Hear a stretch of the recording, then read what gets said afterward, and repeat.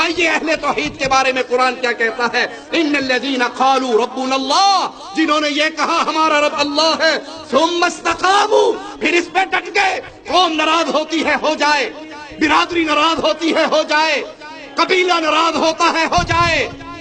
جیسے میرے بھائی میرے شیخ زبیر ذکر کر رہے تھے، اللہ نے جب والد صاحب رحمت اللہ علیہ کو توحید کا نور عطا فرمایا، پورا گاؤں خاندان اسی گاؤں میں بسا ہوا، سارے کے سارے دشمن ہو گئے، رشتے ناطے ٹوٹ گئے، منگنیاں ٹوٹ گئی، زندگی ہماری تنگ کر دی، تو مجبور ہو کر اپنے گاؤں کو چھوڑ کر اہل توحید کی بستی میں جا بسے کہ سب کی ناراضگی برداشت ہو سکتی ہے، رب سے رشتہ توڑا.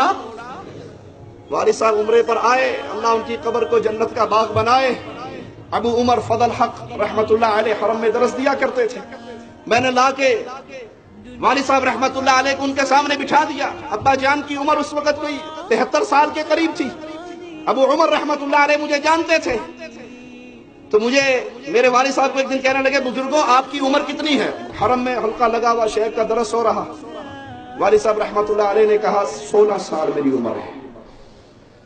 سارا مجمع دیکھنے لگا، بابا چیٹی داڑھی حرم جی جھوٹ بنن دے. ابو عمر رحمت اللہ علیہ پریشان ہو گئے، کہا آپ نے کیا کہا؟ کہا شیخ کافر تھا، 16 سال پہلے مسلمان ہوا ہوں، ایمان کی عمر میری 16 سال ہے، باقی عمر میری کفر پہ گزری ہے. ان الذین قالوا ربنا اللہ، جنہوں نے یہ کہا ہمارا رب اللہ ہے، نہ علی ہمارا رب، نہ نوش و پاک ہمارا رب، نہ پیر و فقیر ہمارا رب صرف اللہ ہے. ثم استقاموا، پھر ڈٹ گئے، قوم ناراض ہوتی ہے ہو جائے، قبیلہ ناراض ہوتا ہے ہو جائے، کوئی جلاتا ہے چلا دے، کوئی گولی مارتا ہے مار دے، یہ ڈٹ جانے والے قرآن ان کے لیے اعلان کر رہا ہے، فلا خوف علیہم ولا هم يحزنون. قیامت کا دن ہوگا، نہ ان پہ کوئی خوف ہوگا، نہ ان کے لیے کوئی غم ہوگا. اللہم اجعلنا منہم ومعاہم بخیر.